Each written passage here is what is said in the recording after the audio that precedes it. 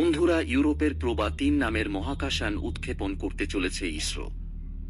তার মাধ্যমে মহাকাশে কৃত্রিম উপায়ে তৈরি হবে গ্রহণ। বিজ্ঞানীরা সেই উৎক্ষেপণের অপেক্ষায় রয়েছেন। সূর্য আর চাঁদের গ্রহণ নিয়ে পৃথিবীর মানুষের উৎসাহের শেষ নেই। দুদিন আগে আমেরিকার বিস্তীর্ণ অংশ থেকে দেখা গিয়েছে পূর্ণগ্রাস সূর্যগ্রহণ। বহু মানুষ সেই গ্রহণ দেখতে আকাশের দিতে চেয়েছিলেন। জানা গিয়েছে ইউরোপের প্রোবা ৩ নামের মহাকাশযান উৎক্ষেপণ করতে চলেছে ইসরো। ইউরোপীয় মহাকাশ গবেষণা সংস্থার সঙ্গে যৌথভাবে এই অভিযান পরিকল্পনা করা হয়েছে। প্রোবা ৩ এ ২টি স্যাটেলাইট, কৃত্রিম উপগ্রহ থাকবে। উৎক্ষেপণের পর মহাকাশে সেগুলি পাশাপাশি উঠবে। সূর্যের করোনা অংশকে বিশেষভাবে পর্যবেক্ষণ করবে এই স্যাটেলাইটগুলি, যা এর আগে করা যায়নি। সূর্যগ্রহণের সময় চাঁদের ছায়ায় সূর্য ঢাকা পড়ে গেলে সূর্যের যে অংশটি পৃথিবী থেকে খালি চোখে দেখা যায় তার নাম করোনা।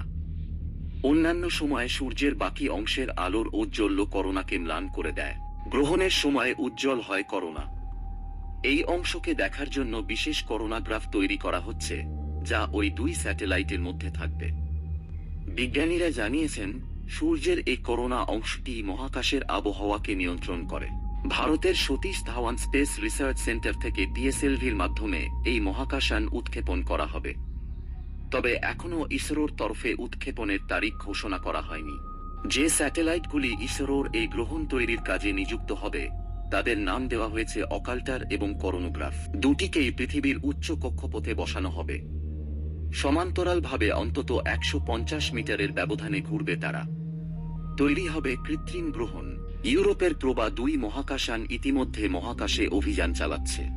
সোমবার তার মাধ্যমে নিবিড়ভাবে সূর্যগ্রহণ পর্যবেক্ষণ করা হয়েছে। সূর্যের ২ ধরনের ছবি তুলে পাঠিয়েছে ওই মহাকাশযান।